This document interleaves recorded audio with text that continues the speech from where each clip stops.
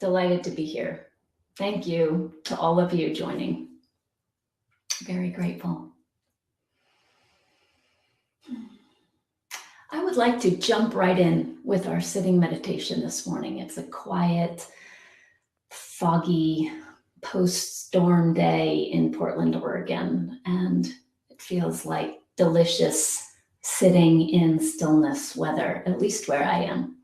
So I'll be sending that out to those of you that might have babies running around and dogs and whatever else could be happening in your world. So let's take a bit. We'll sit for half an hour together. And this will be a guided meditation, so do keep your volume on. No matter what's going on around you, taking this opportunity to turn to the stillness and the silence under all the sound, all the noise, all the distraction.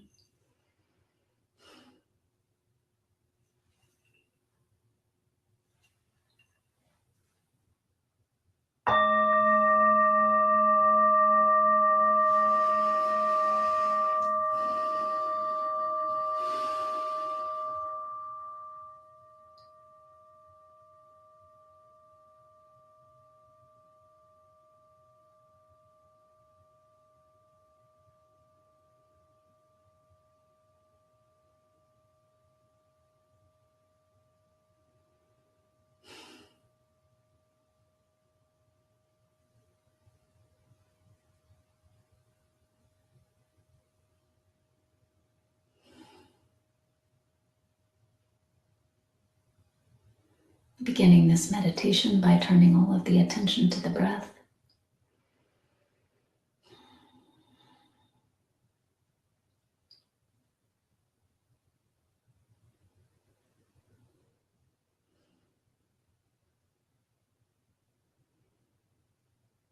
Allowing the breath to be as it is.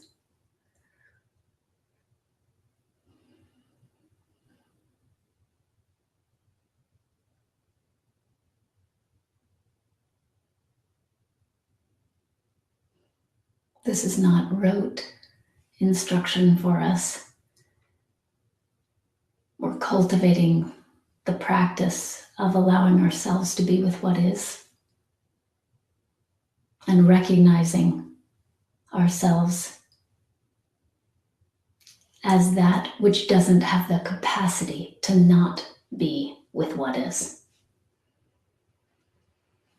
We're remembering that. So resting now in that remembrance through this simple act of practicing letting go of control.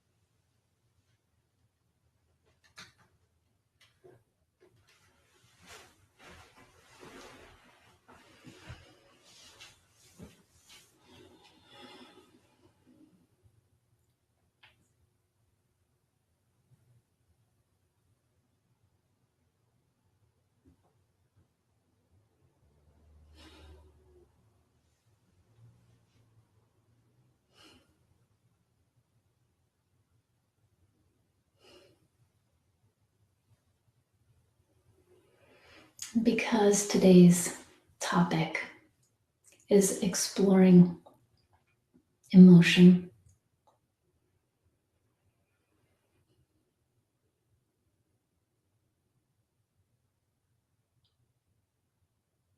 I invite you to do a simple scan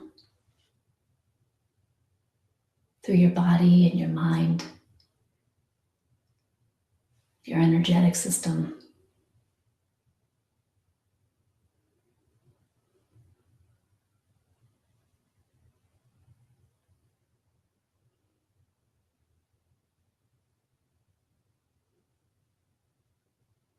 Just lovingly scanning for emotion.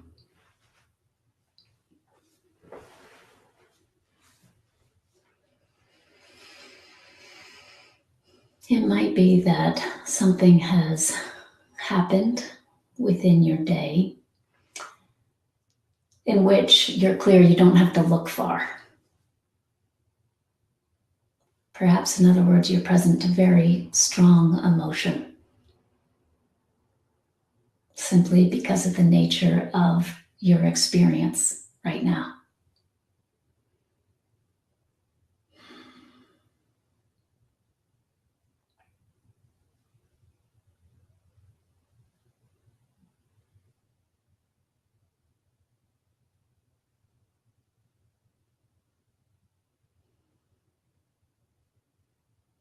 What's most important about this request is that I'm not inviting you to make something up. Simply look to see what's there on the level of emotion.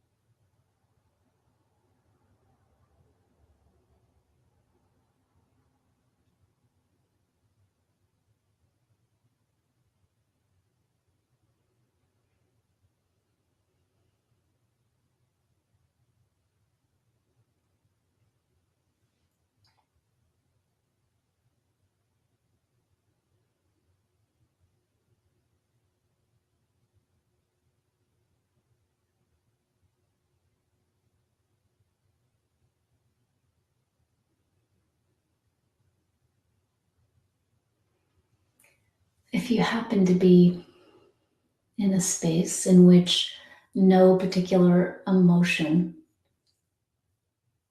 is present, nothing that you can see or name, I invite you, simply for the purposes of this exploration, to consider the last time you were present to strong emotion. And here in this safe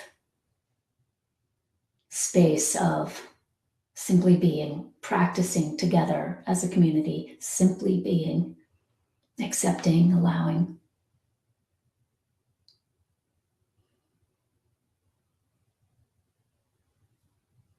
I invite you to lovingly bring that emotion to the forefront of your experience in this moment.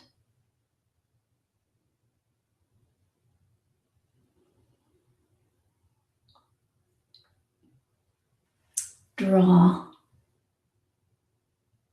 this emotional experience in.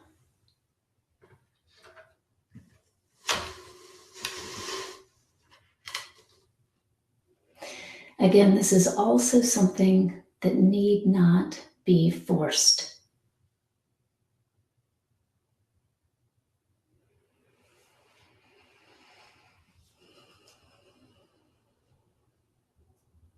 Simply allow any recent experience in which you were present to strong emotion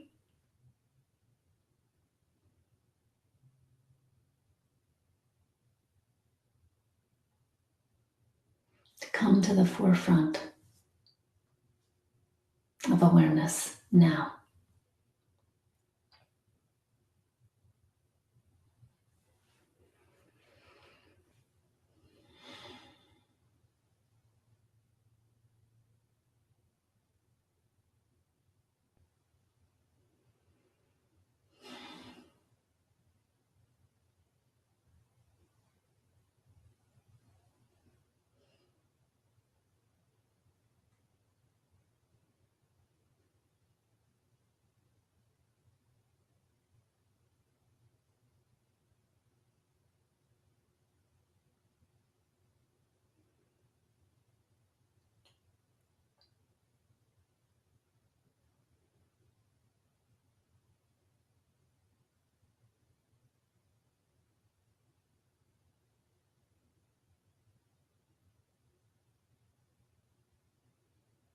Like a curious child, begin compassionately exploring without judgment. Where is this emotion? Where is it located in the body? Where do you feel it? Where do you experience it?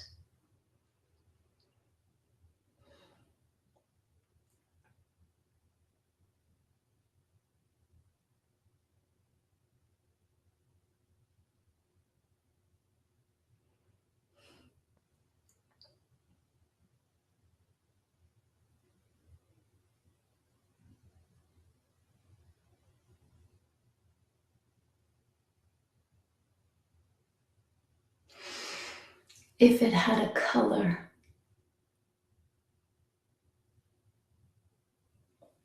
what color would it be?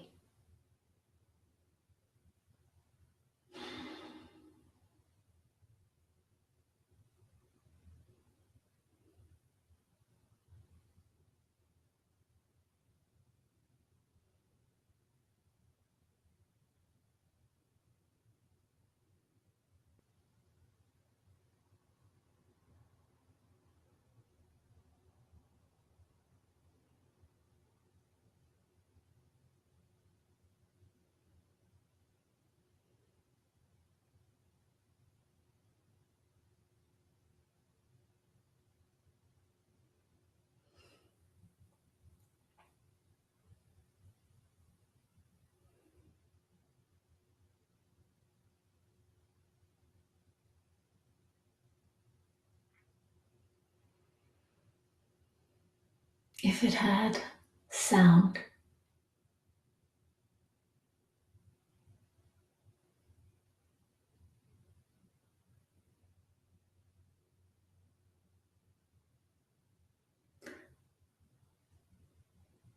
what would it sound like?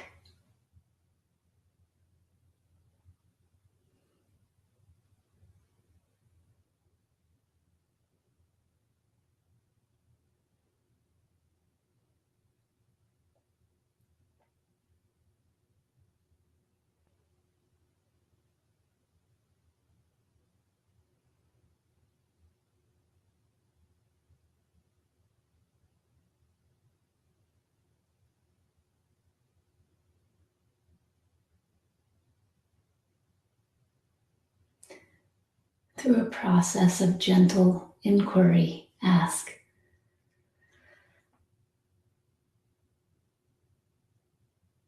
explore. Is there a weight to this experience?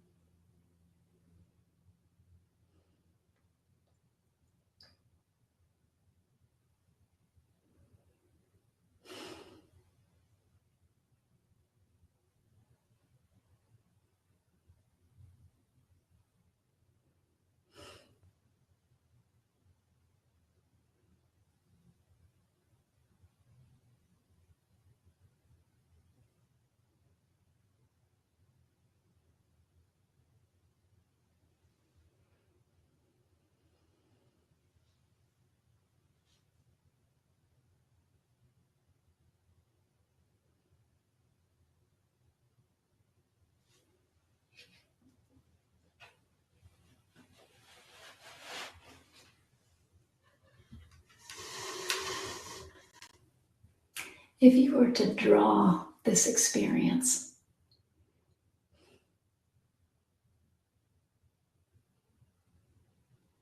how would you draw it?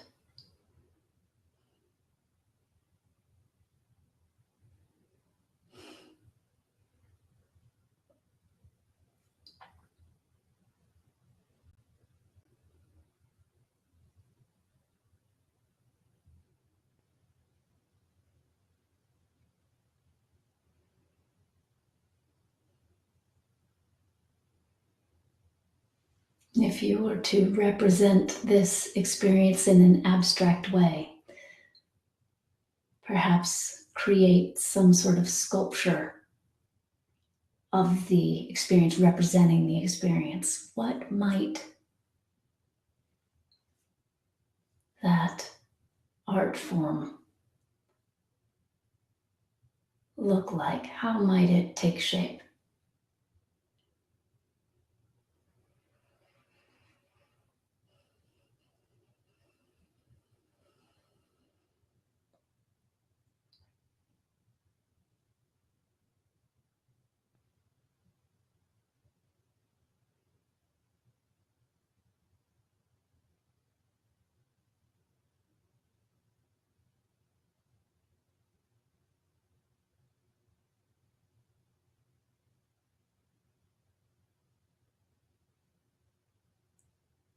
If there were a scent affiliated with this particular experience, a particular smell,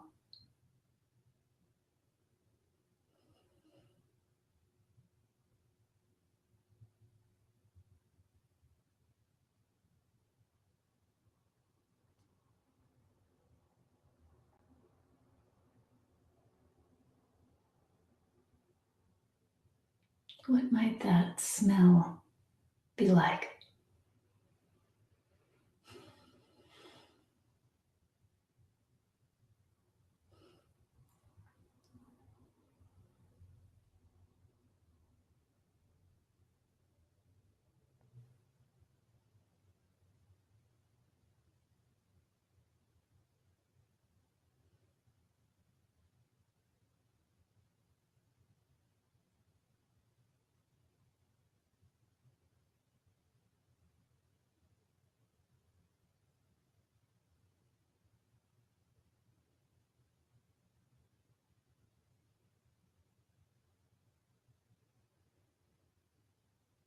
What texture does this emotional experience have?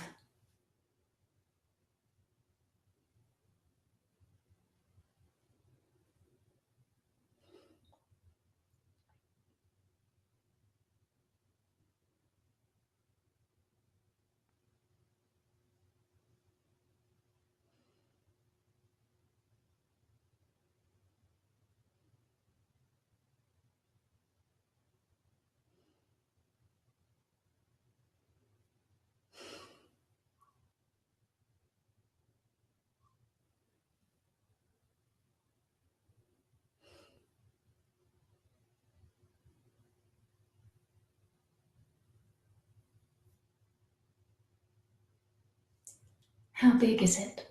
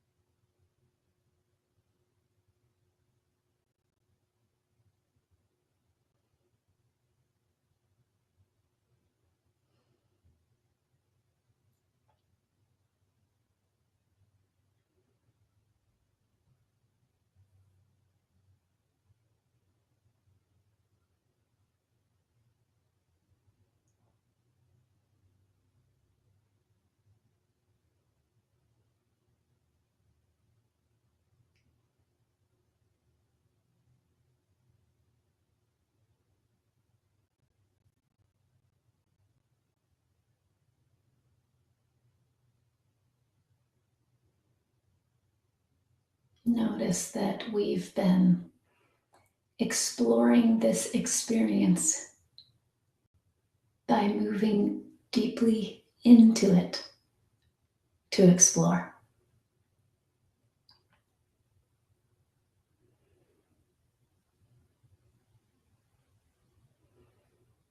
We are very habituated to move away from our emotional experience, generally speaking.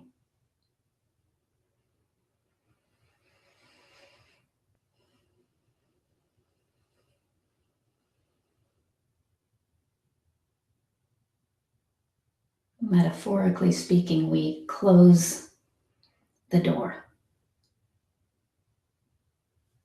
We might even lock it.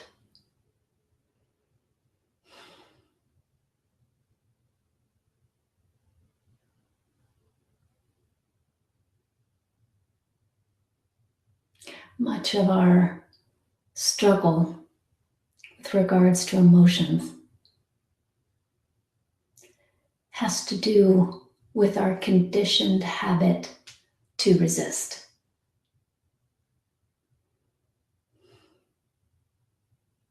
Or to feel completely overrun by emotion, plowed over.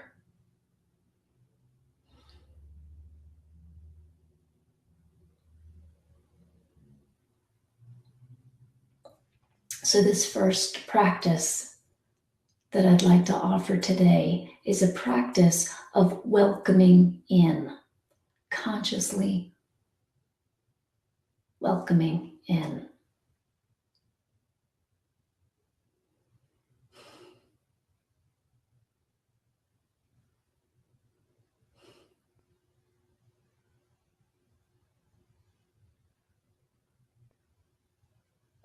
It requires of us a particular fearlessness.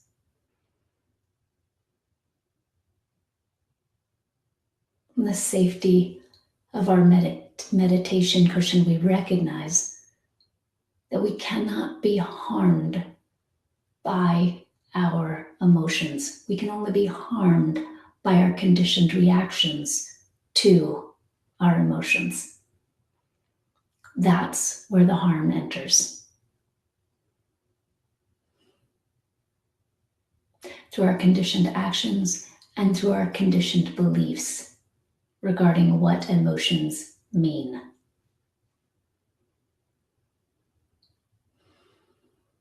So now in your mind's eye, visualize welcoming this emotional experience to be here fully.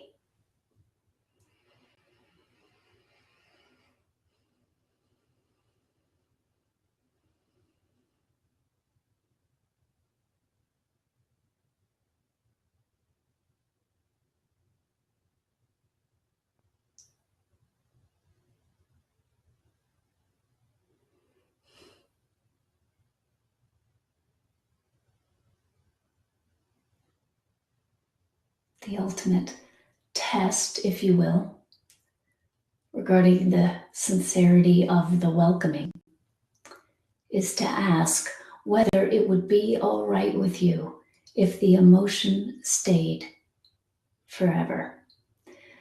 Whether or not the welcoming is conditional, just notice.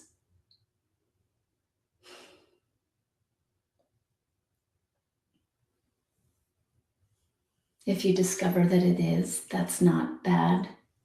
It's not wrong. It's simply conditional.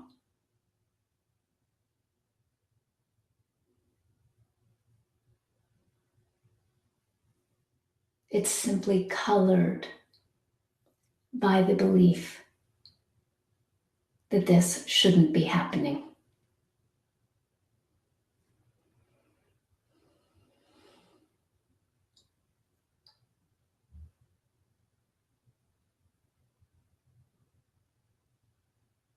Notice what happens now when, with sincerity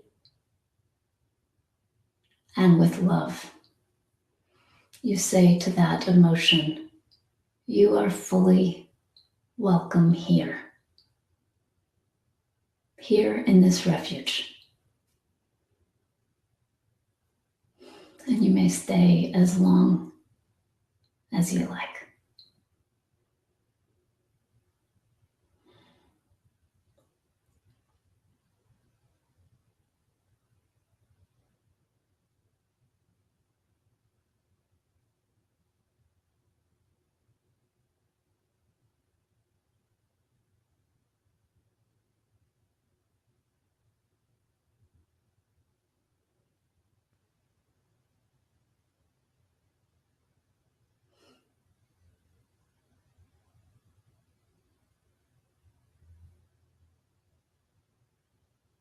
notice that to wholeheartedly invite and welcome this emotion to stay,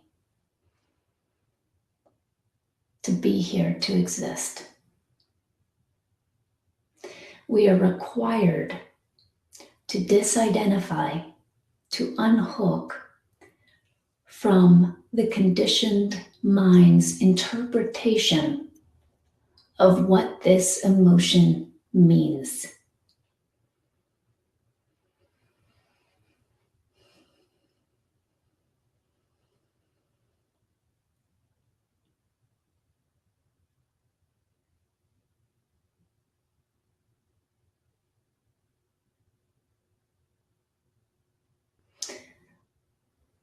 Anger, for example.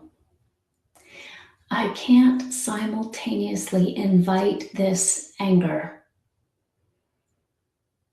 to be here fully, welcomed,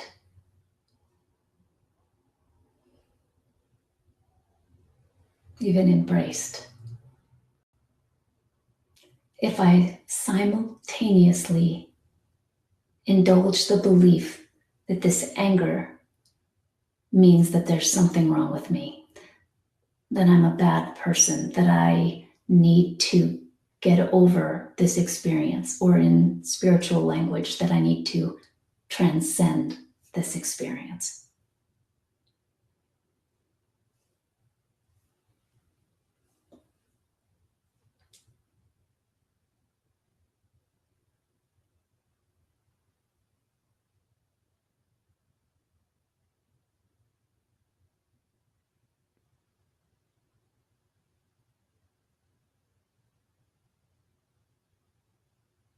Practice releasing such beliefs.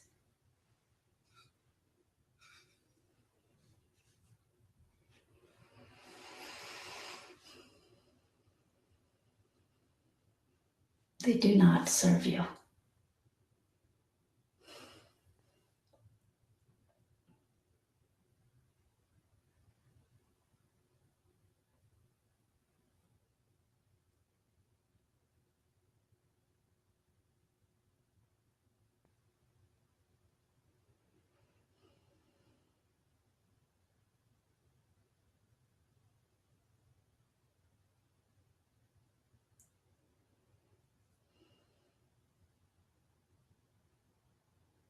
If this, up until this point, has felt difficult to access, that's fine. Deepen your exploration through imagining that this particular emotional experience were a young person that you love. That it was taking form, taking shape within a young person that you love.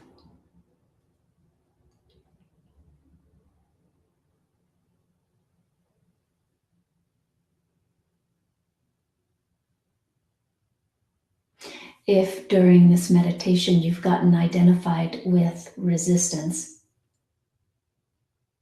perhaps this image shifts that. Would it occur to you if a young child that you love came to your doorstep with fear, sadness, anger, would it occur to you to turn them away?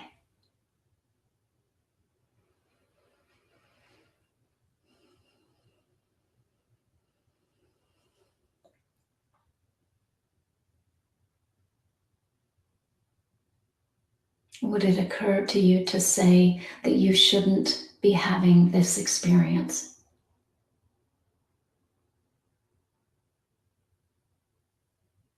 And for the group of people on this particular call, I could say, would it occur to you to say, this experience proves that you're not a spiritual person, or that you have a weak practice, or that you've gotten nowhere, or even that you still have work to do.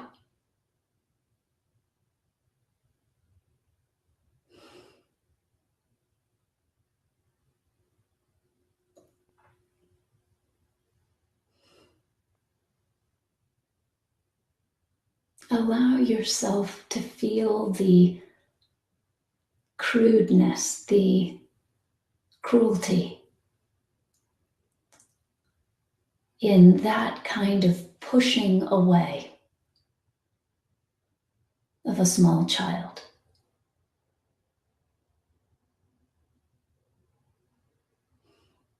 And then ask, why would I treat myself any differently?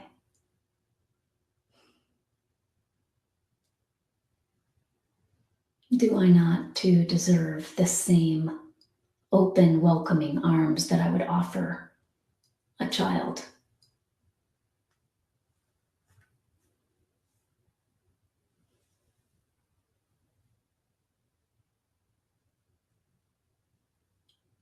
Do I not simply deserve to have the experience I'm having, whatever that experience is?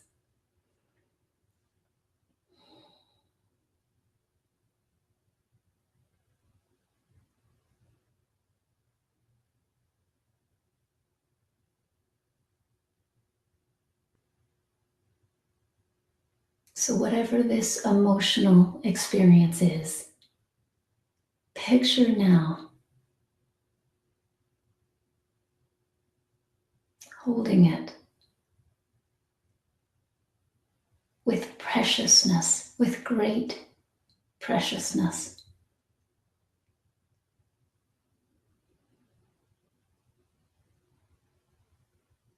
In the warmth of your own heart.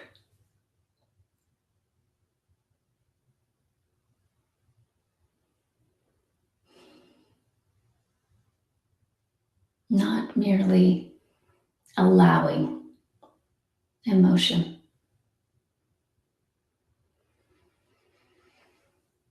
but truly, lovingly befriending.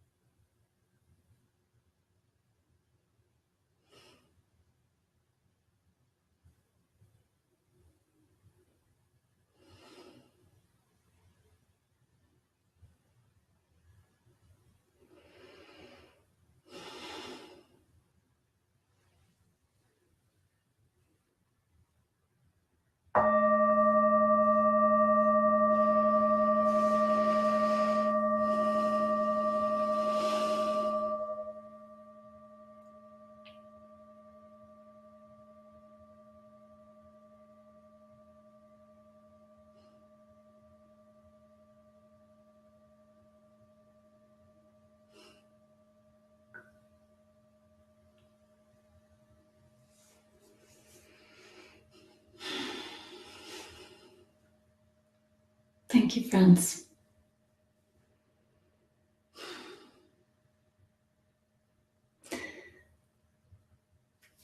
Thank you.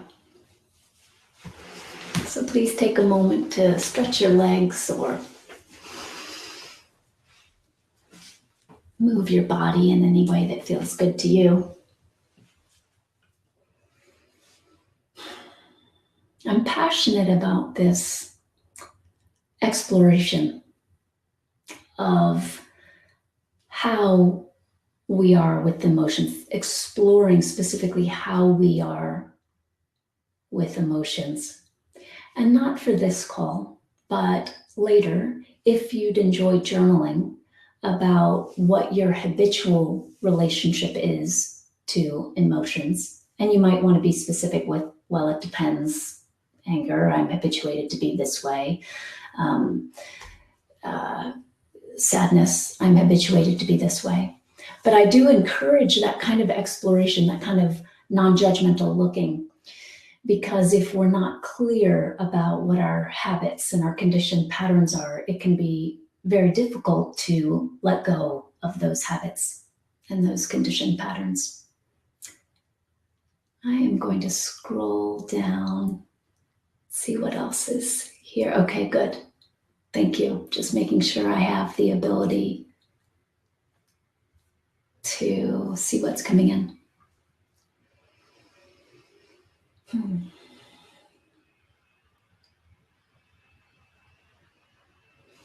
So before I continue, I would like to address the first thing that has come in, and I really appreciate, Patricia, you writing in that you found this experience to be very long, heavy, and unpleasant. I very much appreciate your transparency. Thank you for communicating it.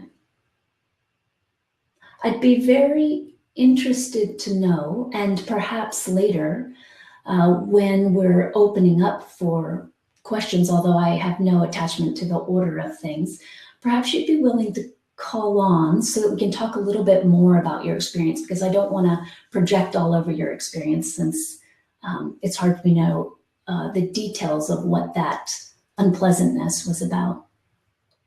But given that it is part of this, the topic of this talk, I'd like to weave in that part of the conditioning that I think is so valuable to bring consciousness to, that many of us have, is the conditioned tendency to believe that emotions in and of themselves, being with them, that it's an unpleasant experience. So many of us are conditioned to believe that because it's unpleasant, we should spend time and energy figuring out how to avoid them, numb them, push them away, write them off, lock them out, dismiss them, or invalidate them. Those are just the coping mechanisms that come to mind in this moment, but add your own, please.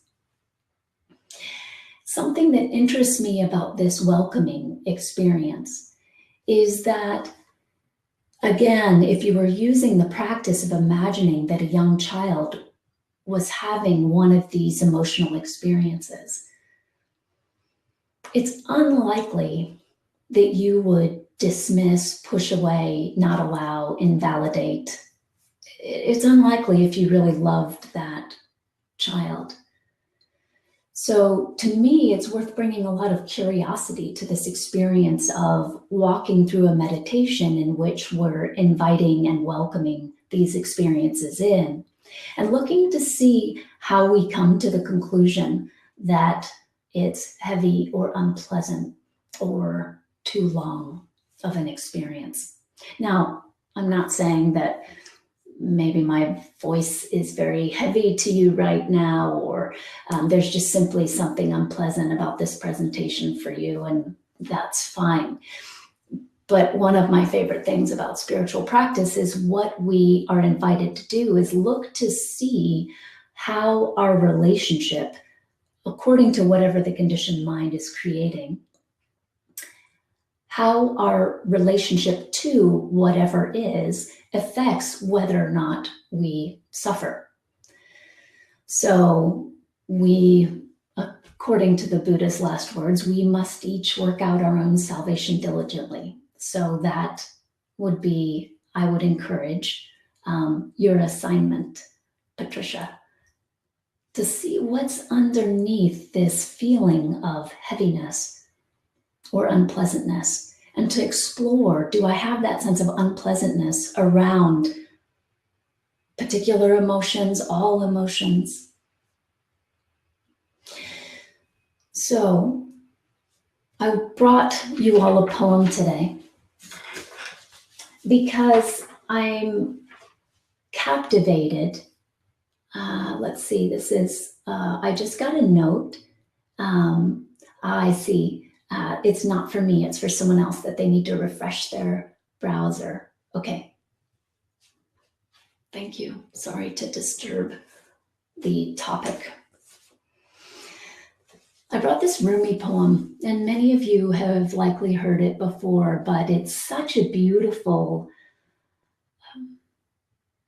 poetic way of speaking about this welcoming energy. And again, I'm going to discuss this welcoming energy as an approach for a little bit longer, and then I'm going to offer another approach, simply so that it informs the way in which you're exploring your own relationship to emotions.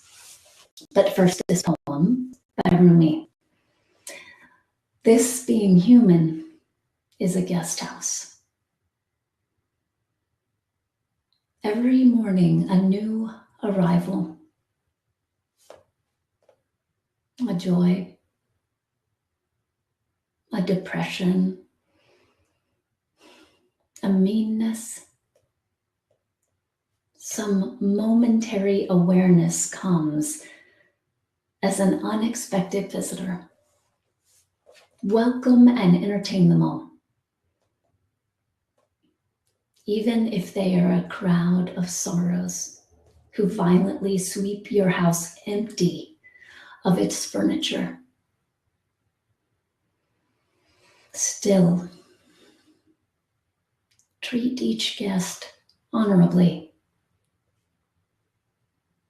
He might be clearing you out for some new delight. The dark thought, the shame, the malice. I would add on the unpleasantness, the heaviness. Meet them at the door laughing and invite them in.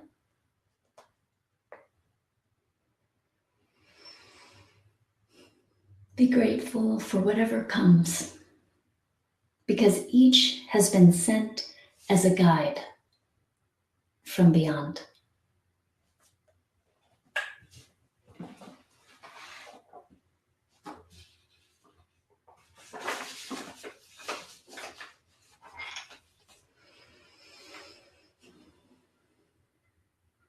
So Rumi takes this practice of welcoming one step farther by not only welcoming whatever comes, but by trusting that there's actually information, that there's guidance, that there's something being offered, a gift of sorts. So certainly that's one incredibly valid and heartful way to practice befriending the emotions.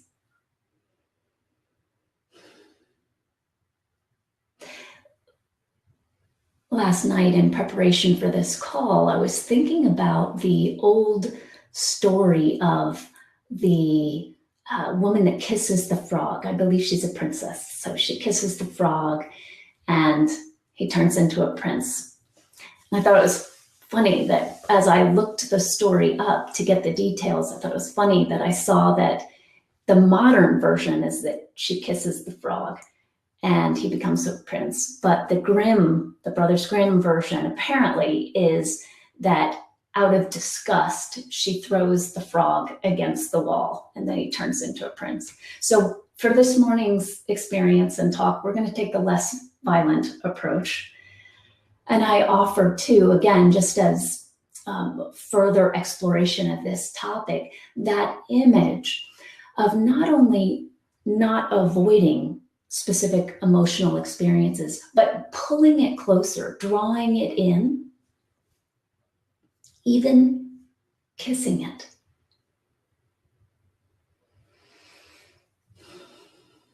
And I invite you right now to simply notice what shifts with the image of kissing that which on some level you've either wanted to fix or change or get rid of.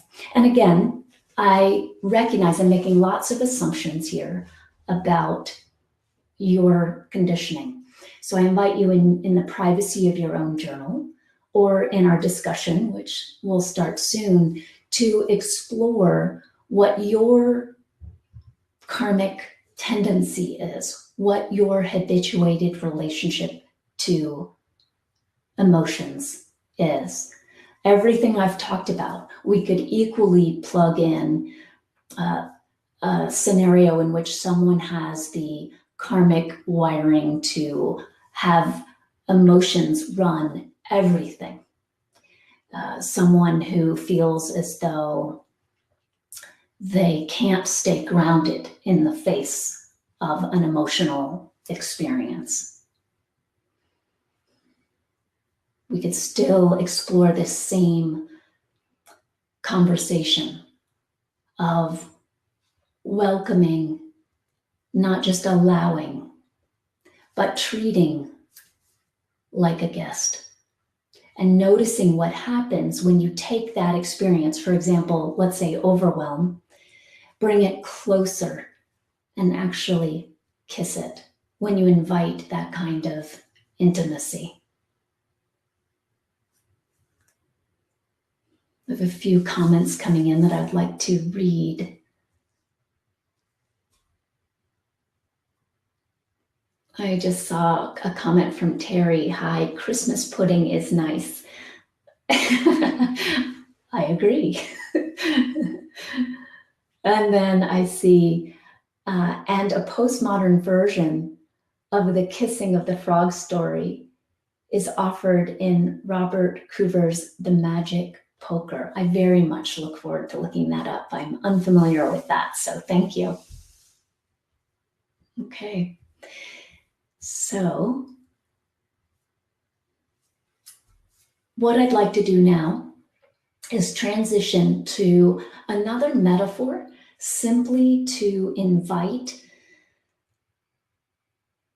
another way of exploring your emotions. And I do this specifically because I'm so fond and seeped in this practice of welcoming and allowing and befriending emotions in the way that we've talked about already today. And one thing that I've noticed through my experience practicing and teaching is that on a subtle level, there at times can still be a sense of, now I'm the welcomer and I am inviting these emotions in. I'm still, in a sense, in relationship with the emotion. Obviously, not bad, not wrong, to identify yourself as the welcomer rather than the one who's avoiding or resisting an emotional experience can be not only fruitful, but incredibly liberating. It can be a very, there's something technological about it. It's a form that can be applied and works regarding ending suffering. So by all means, it's worth practicing.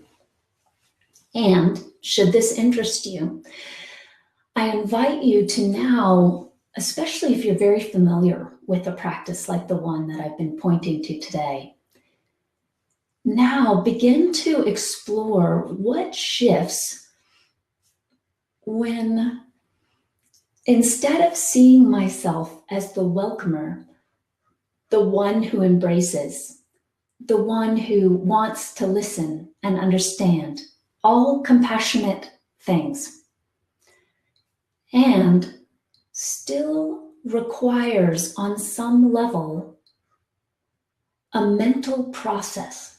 I'm now running my experience through the mind, and I'm seeing my emotions, for example, as a small child, and I'm relating to this small child like a compassionate adult that can be a mentor of sorts. It's a mental process which is fruitful and can sometimes still leave us in the realm of the head, in the realm of having some, even if subtle, subject-object relationship with our experience, with experience itself.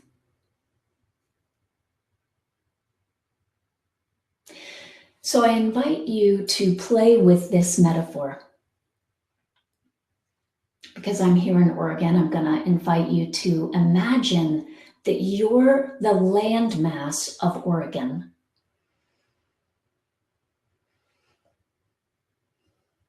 And that the rivers are your emotions.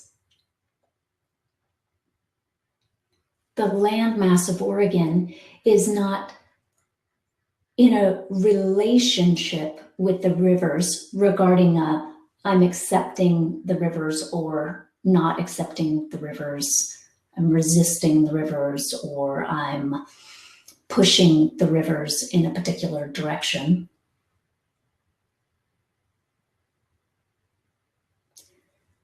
There's a fundamental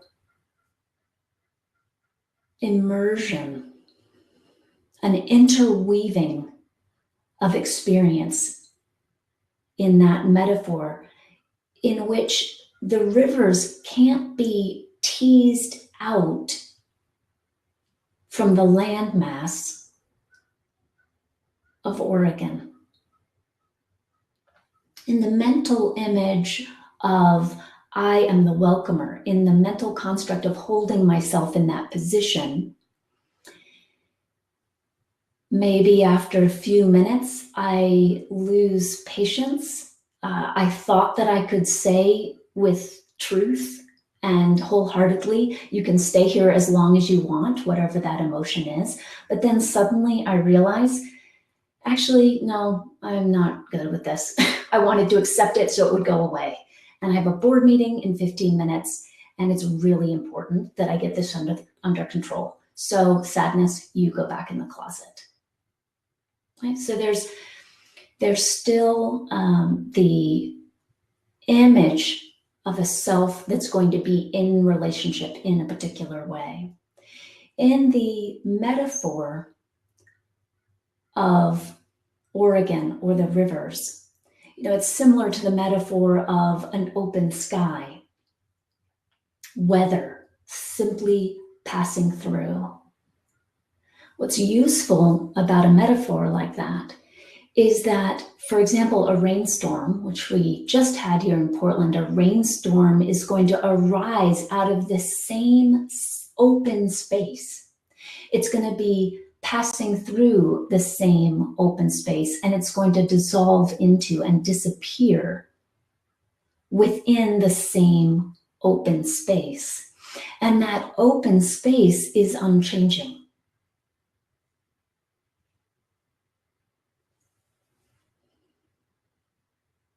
So imagine if you recognized yourself as, with this metaphor, that open space, or Oregon. What shifts when the emotions are simply arising and being known by that same conscious space, if you will? It's not a space that has boundaries. It's not a finite space. It's not even an infinite space, which would just be referencing the finite. Pure vastness. Pure open sensitivity, conscious sensitivity. Imagine if the emotions were simply sensations, experiences arising in that vastness. Imagine if they were simply modulations of the same consciousness that is that open space, for example.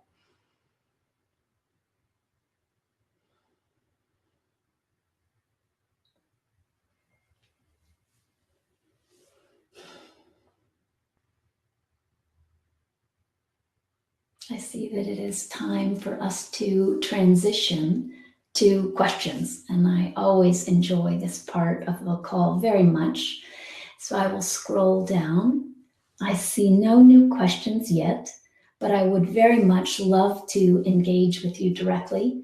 And my favorite way to do that is if you're willing to come on screen.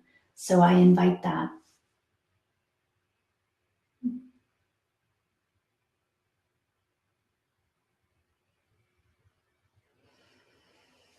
I just looked down at a reminder that I made for myself that this is also the moment that I've been invited to remind folks about Donna, and I'm happy to do that because I cannot say enough good things about Worldwide Insight. And I know that they survive truly due to the generosity of others.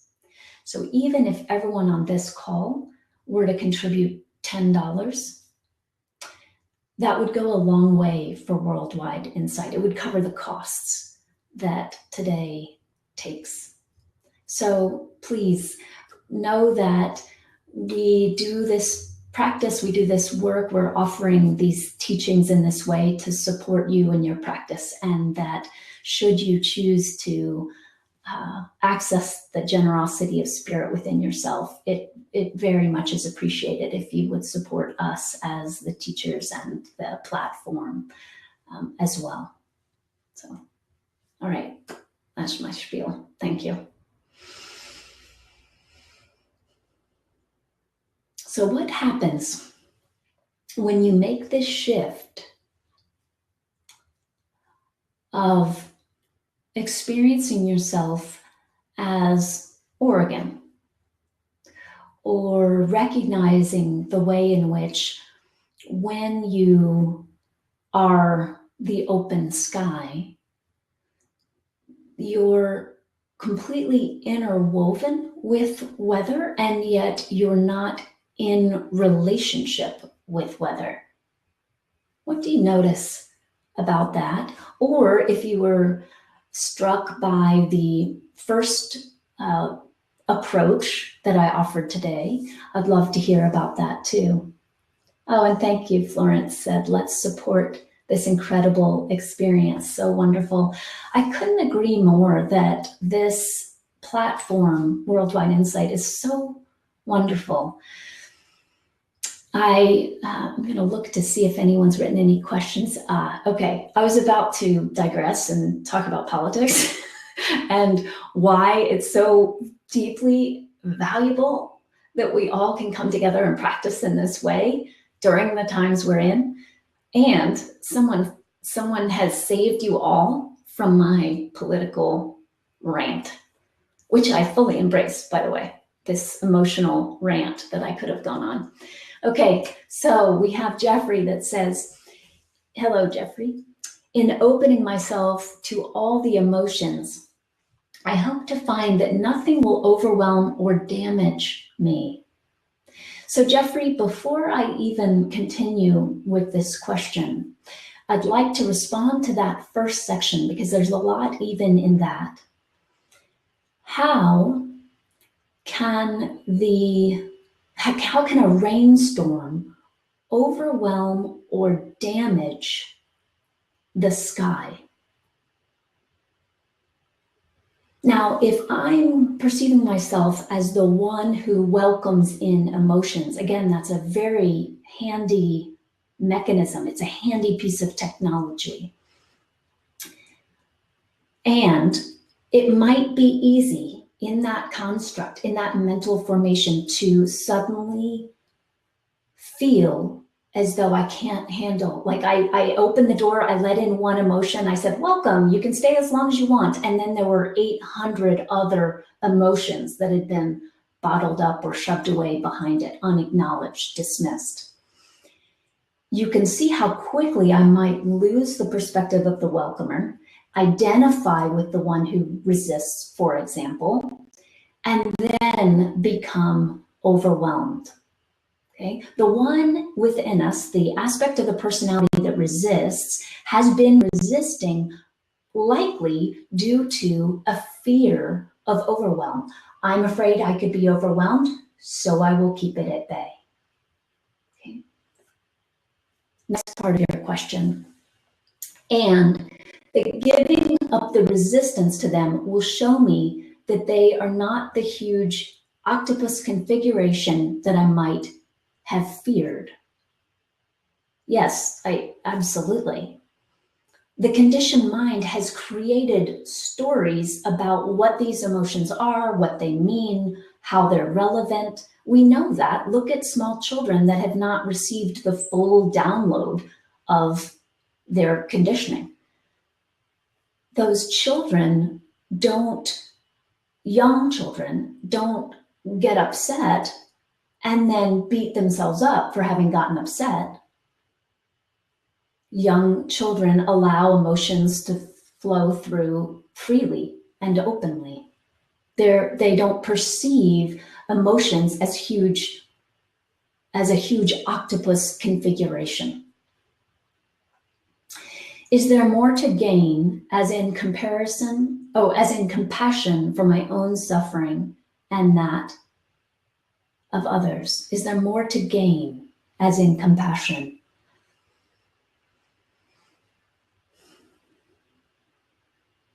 Truthfully, no. Not if we work with the image of the open sky. The open sky doesn't gain anything by allowing weather to be as it is. Only the illusion of a separate self believes that it can gain something through any particular experience. And that's fine. It's not bad or wrong. If I've been resisting my emotions, if I've been conditioned to resist my emotions my whole life, and suddenly I do a practice where I can welcome them in and allow them, it's going to feel as though I've gained maybe an emotional vocabulary or an opportunity to have my heart expand in a way that there are just more colors in the world because I can see more, I can experience more. So that it might feel like I am gaining something, but the world was always colorful. There isn't a someone who's now gaining a particular experience. I think there is, but that sometimes I only think of reducing the power of emotions. Well, again, the good news is only the illusion of a separate self, only the ego can try to reduce the power of emotions. Emotions are what they are. The conditioned mind makes them mean something. Thank you for writing in, Jeffrey. Deborah, thank you for writing in. Sometimes when I'm working with this process and practice, I find myself feeling aloof and lacking connection with others around me. Do you have any insight into that? Absolutely. Deborah, I don't suppose that you would be willing to come on screen, would you? I would love to have you join me. It would allow for an exchange in which I could draw out a little bit more about your experience. So perhaps someone from worldwide could just let me know if for some reason that's not an option today. Okay. So without knowing a little bit more about your experience, specifically, I'm curious if you feel yourself aloof with, in which case do you feel yourself aloof? With the image of welcoming emotions in, or when you step back and visualize or experience yourself as, let's say, the sky? It's a bit hard to address if I'm not sure which of those places you're speaking to. So just in case you can hop on, I'm going to skip to the next question, and then I'll come back and address yours the best I can without you actually sharing the conversation with me. Deborah, thank you for writing in. Kendall, hi Caverly, I found the two metaphors beautiful, but also perceive a fundamental difference in being Oregon. The rivers carve the land, while being the sky, the weather comes and passes, and the sky remains fairly unchanged. Can you comment on this? Yes, thank you very, very much.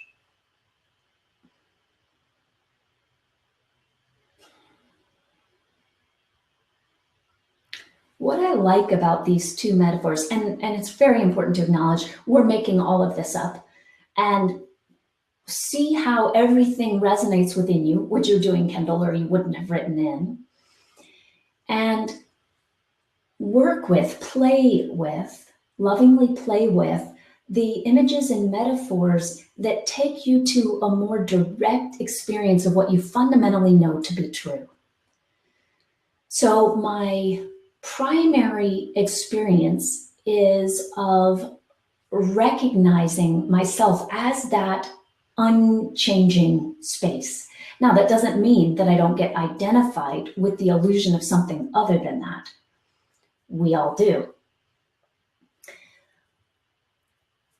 But if that image of seeing how unchanged the sky is by weather helps to have you remember yourself in that way, then wonderful, run with it. I could speak poetically, or my attempt at poetically, about this carving of the land image as well. Because what's important about recognizing, if we go with the Oregon image, that rivers are carving into the land. Rivers are maybe drying up during a drought. Rivers are plowing through a new territory based on a big storm, like through some flooding, for example. So Oregon is affected. What I like about working with that image is that we're not saying there's a problem with being affected. A child that doesn't have the conditioning to say there's something wrong with me for throwing a tantrum, their body and their mind is affected by the energy of a tantrum. The difference is, and in terms of practice, the important thing is that child doesn't come to the conclusion that therefore he or she or they should suffer because they just had this experience. So there's a fearlessness that gets cultivated because, and this is similar to the welcoming energy too, if you're truly taking on Rumi's suggestion, then someone could come in, sweep your whole house of furniture. That is a pretty dramatic effect. But with the image of seeing this person as a guest, then it's not a problem. Perhaps you're being swept out for a new experience. So Oregon doesn't recognize, doesn't say to the rivers, you really need to stay within this pathway because over here I'm trying to accomplish this. And that's the important part of that image to explore and play with. But again, what matters here, given that we're making all of this up, and Rumi was making all of this up, what matters is, in your own experience, finding the pathway that resonates with your direct experience of what is so, of what is most fundamentally real, if you will. Thank you, Kendall. Okay, I'm going to go back to Deborah. All right. So sometimes, okay, I'm just reading to make sure I didn't get another note here that relates to it. Okay, good. Oh, Anne, this was from you. This has been most helpful in really understanding, not only inviting emotions in, but really being with them in an open, accepting, and loving way. I'm very, very glad to hear that. And it is the point. The point is we need not spend so much time and energy in practices, and practices meaning conditioned habits and patterns that lead us away from love, especially given how deeply we all long for unconditional love. So thank you. All right, Deborah. I find myself feeling aloof and lacking connection with others around me. So again, because we're not sharing the space, I feel like I'll be approaching this from a slightly theoretical way. And if you have a way even to type in, perhaps your camera doesn't allow you the opportunity to join in, but even if you could type in response to what I'm saying, that would be very fruitful.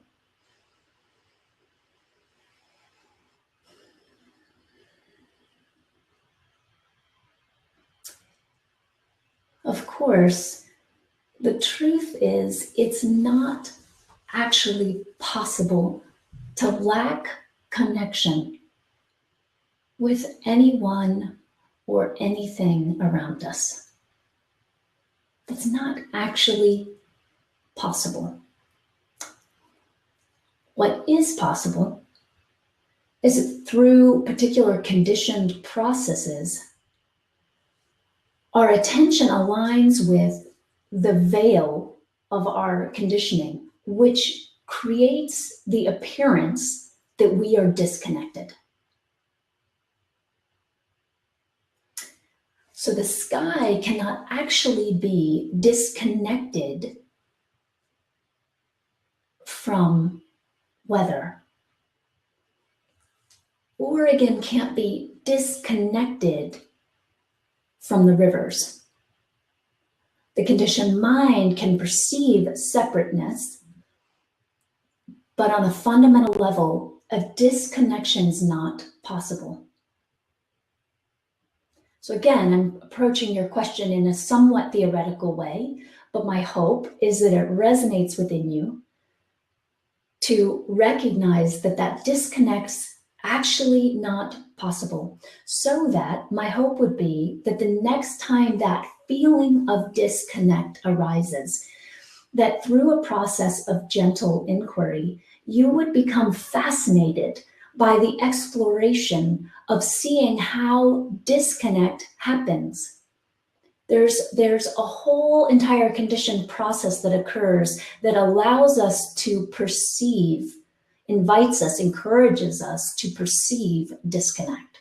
It's not random. It's actually quite mechanical, this process. First, there's this sensation, then there's this thought. Well, first there's a movement, then there's a sensation, then there's a thought, then there is perhaps an emotion, then there's perhaps a conditioned reaction. There's a whole process that makes it such that by the end of that round, we experience ourselves as not connected. So pay very, very close attention to how that happens. Again, it's not random, and it happens, it's not only not random, but it happens at specific time. Some people that I work with have pointed out to me that they feel that disconnect most fully right in the moment where they were starting to feel a deeper sense of connection than they are accustomed to. It's as though the whole conditioned system says, oh, no thanks, not for me, moving right along. I think I'd like a sandwich or something random, okay? Or it could just be outward display of resistance. You know, no, I am not going there. Look how they don't like me. And then we start projecting. We project things outward that lead us to the conclusion, that lead the conditioned mind. Not, they don't lead awareness to the conclusion, but they lead the conditioned mind to the conclusion that we're not connected. So let's see if this is you. Yes, Deborah says, I understand and I will work with that. My hunch, oops, page jumping around here. Sometime, I just saw a note that says you were going to work with that. And now I've lost it. So give me just a moment. Okay, it went to the top. I understand, and I will work with that. My hunch is that I'm creating a story around this feeling and will now work with more curiosity. Very helpful. Thank you. Absolutely. It's completely being dictated, governed by an internal story. And so I'm very curious to know what will happen for you. What will you notice if the story is not what's governing your experience, not what's dominating the sphere, if you will? It suddenly sounds like super new agey talk, and it's whatever. But I think you know what I mean by dominating the sphere, okay? Just making itself known as reality, even though as soon as we step back, as soon as we disidentify from the conditioned mind, we can recognize that story is not reality. It's a conditioned interpretation of our direct experience. So yes, through a process of loving inquiry, we're invited to get in touch with our direct experience. Thank you, Deborah. I really appreciate your exploration around that. Okay, I saw something else come in here. This is from Becky. I'm not sure this is the place for a political rant, but I would love to hear it after the fact if you are allowed to send emails with your thoughts. One of these sessions that I was on during this campaign devolved into an ugly Q&A. So it's definitely a minefield when taken on. By the way, my emotion today was fear, and was brought up on my watching a Sunday news program and witnessing my spouse's reaction to it. Becky, I agree that this is not the place for us to identify with the content of what's happening within our elections, perhaps, but I do think that this particular political time is the most fruitful time to bring attention to process. What in the realm of process leads towards suffering and what leads away from it. And I do agree that there's a lot happening on the news that is creating, well, what's happening doesn't create it, but that's kind of another story. But what's happening, there's a ripple effect. I'm going to say it that way. There's a ripple effect to what's happening in the media and the news right now. And many people, myself included, are very present to the emotional ripple effects of what's occurring in our world right now.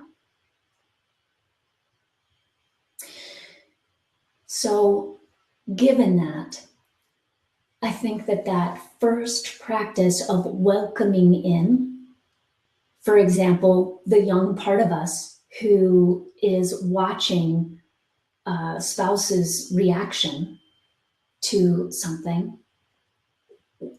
being with the young part of us that got triggered into a place of fear is invaluable. Because in this political climate, in the world's climate of divisiveness right now, there's no one else that will be doing that work but you. You are that which can embrace that young person. You are that which can wholeheartedly love that precious being who doesn't deserve to be caught in fear.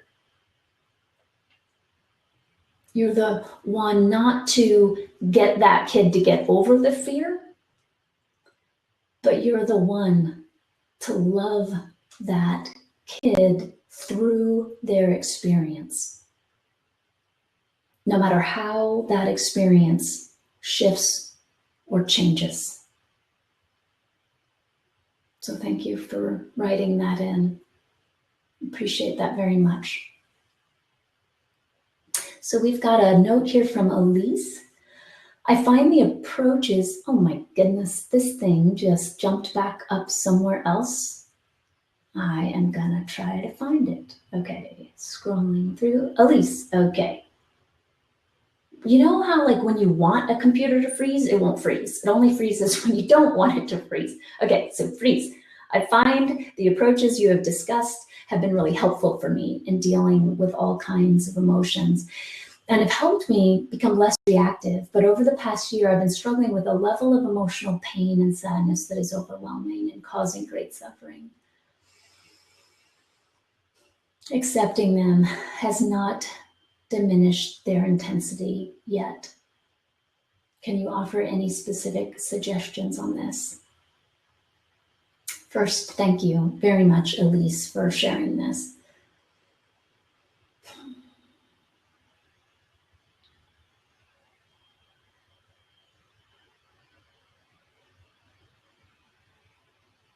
It's not the answer that our conditioned mind wants to hear.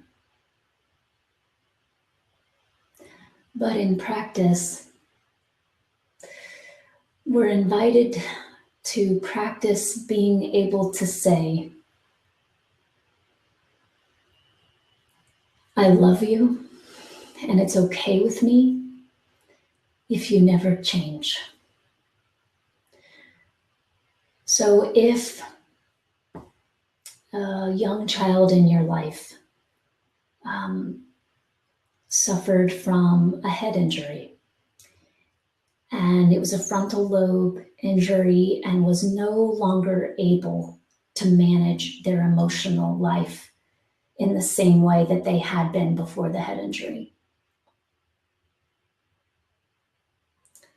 If it was a young person, if it was your child, there'd be a new level of intensity to emotional experience. But you wouldn't bail on them. You wouldn't secretly think to yourself that your love would be more full or more available once they got past it. You might have moments in which it's hard to access the mind of patience, and you lose patience, and you wish things were different, but that would simply be you identifying with your own conditioned pattern of resistance. But in the deepest place of your own being, in the depths of the heart of awareness, you would know the love that didn't need to make anything different. Out of pure love for this being in your life. Consider, have you ever seen someone who has a child that's quite difficult to work with? I have a very close friend who has a child who has a lot of, according to conditioned standards, a lot of issues. This is a difficult child for teachers to be with, for family members to be with, for this person that I'm talking about to even be with.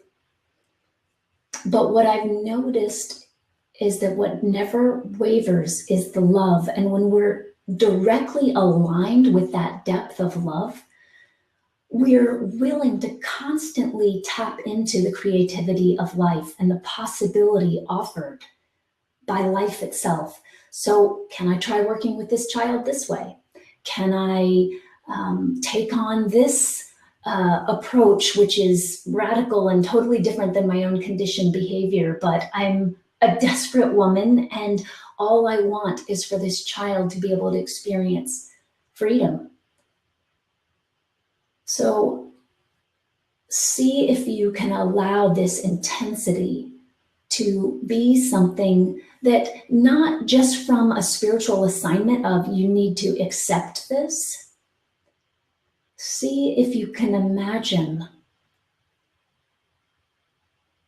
And I actually want to take that word back because imagine is sort of, it's like just imagining something that maybe isn't even there. See if you can experience a place in your own life where you have known the well of that kind of love. That's the water you're drawing up. You're drawing upon your own direct experience of unconditional love.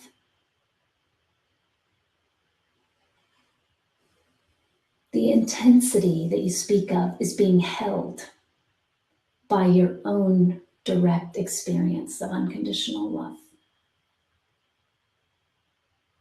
Thank you.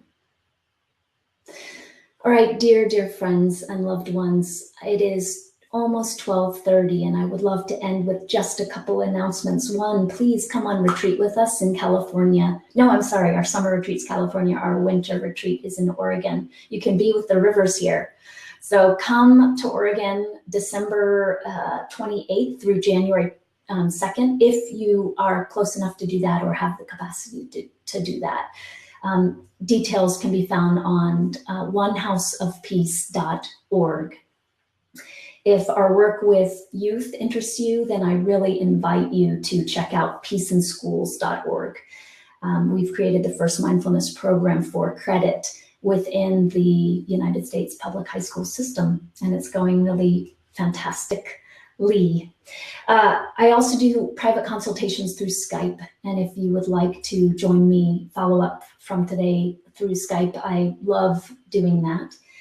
And lastly, I appreciate very much that Mr. Barnaby Willett, who works for our organization and is a dear friend and colleague, Barnaby creates these very sweet and often thought-provoking images with different things that the teachings have put forward. And that all happens on the Caverly Morgan Facebook page. So if you check out my professional Facebook page, that'd be great. You're welcome to friend me on my personal one, but you're just going to see pictures of my wedding. So I invite you to check out this Facebook page if you would like practice inspiration. All right.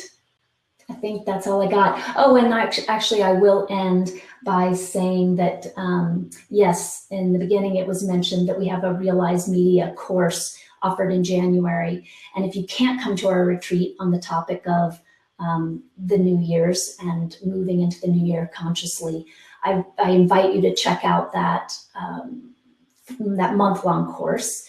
I'll be doing live sessions, and then they're recorded homework assignments and sessions as well. And it's incredibly rich, robust offering that I feel wonderful about. I'm really happy with how it went last year, and I'm happy we're doing it again this year. So thank you all so very, very much for being here. And I look very much forward to the next one and deeply appreciate this community and the practice that's happening within this community. So thank you for your practice, for your clarity, for your insight, and for your love.